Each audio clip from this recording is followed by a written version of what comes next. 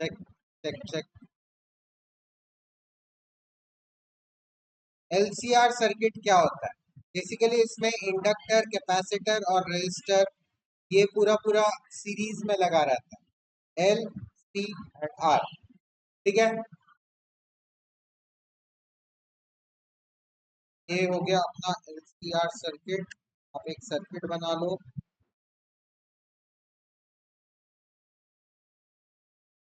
सबसे पहले आप एक इंडक्टर लगाओ, फिर आप एक कैपेसिटर लगाओ, फिर आप एक रेजिस्टेंस लगाओ, और उसके बाद सर्किट को आप वापस लाके एसी सप्लाई से जोड़ दें। यहाँ पे बैटरी मत बना देना, बैटरी रहने से कुछ भी करंट फ्लो नहीं करेगा। ठीक है, इस सर्किट का स्विच को जैसे ऑन करोगे आप, this is L, this C, this R, तो सबका अलग अलग बिहेवियर आने लगेगा। एल के अक्रॉस मान लो पोटेंशियल जो बना वी एल, सी के अक्रॉस बना आपका वी सी, और आर के अक्रॉस आपका बना वी आर। ठीक है, मान लो ये पोटेंशियल डिफरेंस बना, करंट फ्लो करेगा तो ऑब्वियसली डिफरेंस बनेगा। अब हमने क्या देखा, जब इंडक्टर में से करंट फ्लो करता है तो उसमें हमने पढ़ा था कि जो वी एल रहता है वो वी आर के आगे आगे चलता है। ठीक है, आई के 90 डिग्री आगे चलता है, वी लीड्स आई, है ना। इसमें क्या पढ़ा था हमने कैपेसिटेंस में कि वी लैग्स बिहाइंड आई, तो आई आप वैसे ही बना लो, तो वी कैसे जाएगा, वी ऐसे जाएगा 90 डिग्री, है ना। और आर में कैसे था, ना ही लीड ना ही लैग, दोनों सेम, तो आई और वी दोनों सेम फेजर में आएंगे, 0 डिग्री उनके बीच में तो रहता है। This is V R, 0 degree का फेज डिफरेंस रहता है, ये हम पढ़ चुके हैं ना। ठीक है, अब इसका डेरिवेशन करके देखते हैं। बन गया, बना लो। चलो, तो इस सर्किट के हिसाब से वीएल क्या हो जाएगा, जो भी करंट फ्लो कर रहा है आई, हालांकि करंट दोनों डायरेक्शन से फ्लो कर रहा है, इनटू एक्सएल। एक्सएल क्या था, रिएक्टेंस। रिएक्टेंस मैंने क्या बोला था, रेजिस्टेंस ऑफ एन इंडक्टर। ठीक है, तो वीएल है आई इंटू एक्सएल, वीसी है आई टू एक्ससी कैपेसिटिव रिएक्टेंस, और वी आर है आई आर। ठीक है, ओम्स लॉ। अब कंबाइनिंग ऑल फेसर डायग्राम्स, सारे फेसर डायग्राम अगर कंबाइन कर देते हो,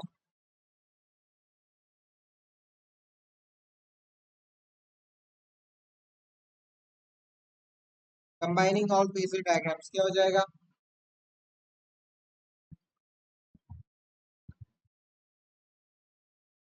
ये आपका हो गया आई,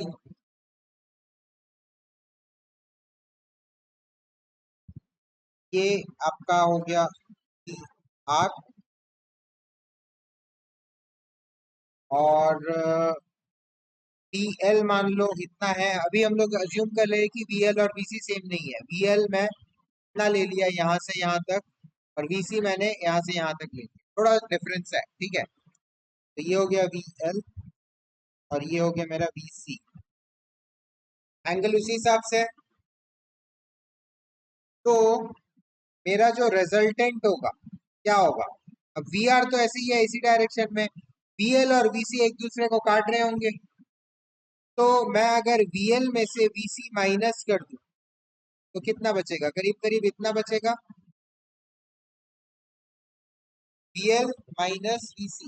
ये क्या हो गया, वी एल माइनस, क्योंकि दोनों अपोजिट डायरेक्शन में है तो मैंने माइनस कर दिया, तो मेरे पास बचा कितना, इतना, वी एल माइनस वी सी। और वी आर का है यहाँ पे, तो मेरा नेट क्या हो जाएगा? वेक्टर को अगर मैं ऐड करूंगा पैरेललोग्राम लॉ से क्या होता है, रिजल्टेंट कैसे आता है? आप वी आर के पैरेलल एक बनाओ, आप वी एल माइनस वी सी के पैरेलल एक बनाओ, ये जो पॉइंट ऑफ इंटरसेक्शन आया तो आप जोड़ दो, ये हो जाएगा रिजल्टेंट। ये क्या हो जाएगा? ये हो जाएगा आपका वी नॉट या वी रिजल्टेंट। ये आपका आई नॉट कर लो इसको, ठीक है, यहाँ पे समझेगा आई नॉट दे दो। आई तो वेरिएबल है, हम लोग पीक वैल्यू के साथ कर रहे, तो आई नॉट डाल दो यहाँ पे हर जगह, यहाँ भी I naught, I naught, I naught, ठीक है। बना लो ये डायग्राम ध्यान से, समझ में आया कि नहीं? ये आपका हो गया वी एल माइनस वी सी, क्योंकि दोनों ऑपोजिट ऑपोजिट डायरेक्शन। अब ये वाला वेक्टर और इसके साथ ही साथ ये वाला वेक्टर, इन दोनों का रिजल्टेंट क्या हो जाएगा? पैरेललोग्राम लॉ से पैरेलल बनाओ, पैरेलल बनाओ, जो पॉइंट है उसको ज्वाइन कर दो, ये इसका रिजल्टेंट हो गया, इसको दे दो वी नॉट, ठीक है। अब वी नॉट, अब कैलकुलेशन करते हैं, ये तो अपना फेजर बन गया सारे डायग्राम्स को मिला के। अगर मान लो वीएल कम होता, वीसी ज्यादा होता, तो क्या होता? ये रिजल्टेंट नीचे डायरेक्शन में होता है ना, है कि नहीं? अगर वीसी ज्यादा होता और वीएल कम होता तो ये रिजल्टेंट नीचे डायरेक्शन में इस तरह से होता, because it's a rotating vector, ठीक है। चलो अब इसका कैलकुलेशन कर लेते हैं, तो वी नॉट क्या हो जाएगा? पाइथागोरस थ्योरम लगाओ, वी नॉट हो गया वीएल माइनस वी का स्क्वायर, एक साइड ये हो गया, मतलब ये वाला साइड, और ये हो गया वी आर स्क्वायर, और इसका स्क्वायर रूट, मैंने पाइथागोरस थ्योरम लगा दिया, ठीक है। अब वैल्यूज डाल दो, P naught is equal to P L क्या था? I naught XL minus I naught T का whole square plus I naught R का स्क्वायर रूट। तो वी नॉट क्या हो जाएगा?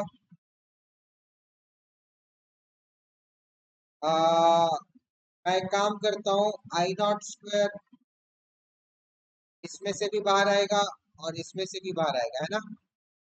बाहर निकाल लेता हूँ, अंदर क्या बचेगा? एक्सएल माइनस एक्सी का स्क्वायर,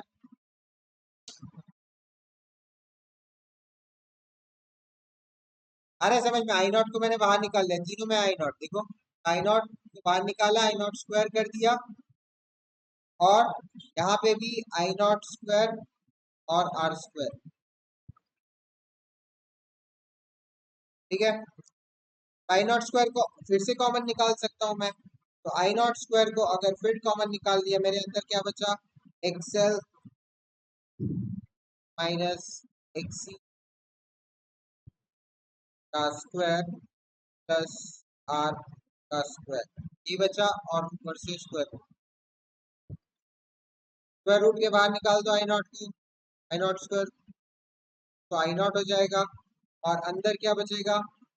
एक्सएल माइनस एक्सी का स्क्वायर प्लस आर, ठीक है। अब आई नॉट को नीचे ले आओ, P naught by I naught is equal to square root of XL minus XC का स्क्वायर प्लस आर का स्क्वायर। पी बाई आई क्या होता है? रेजिस्टेंस होता है, दिस केस क्या हो जाएगा?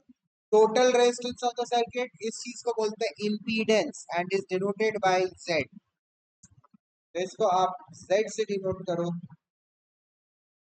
स्क्वायर रूट ऑफ माइनस का स्क्वायर प्लस आर स्क्वायर, क्या आ गया आपका? इम्पीडेंस का formula. Impedance is nothing but LCR circuit का टोटल रेजिस्टेंस, इसमें रिएक्टेंस भी रहता है, रेजिस्टेंस भी रहता है, दैट इज इम्पीडेंस। अब इम्पीडेंस का एक ट्रायंगल भी बनता है। Also V leads I by angle phi in the phasor diagram. अब इस फेजर डायग्राम में वापस चलते देखो, यहाँ पे कुछ ना कुछ एंगल होगा। ये इस एंगल को फाई से डिनोट कर दो। फाई क्या होता है?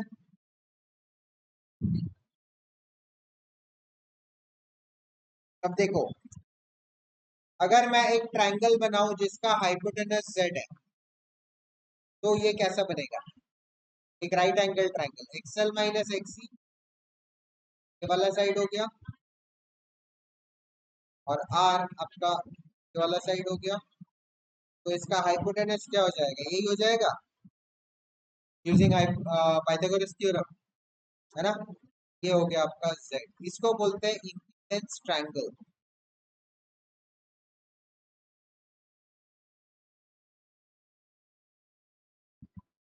और इसमें ये वाला जो एंगल होगा, ये हो जाएगा वही पाई।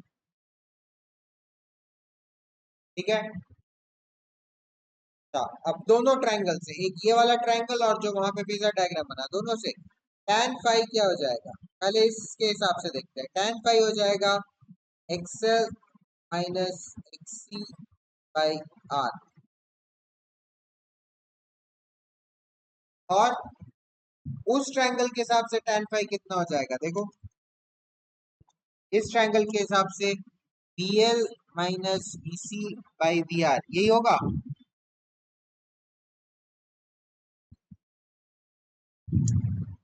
B L minus V C by are.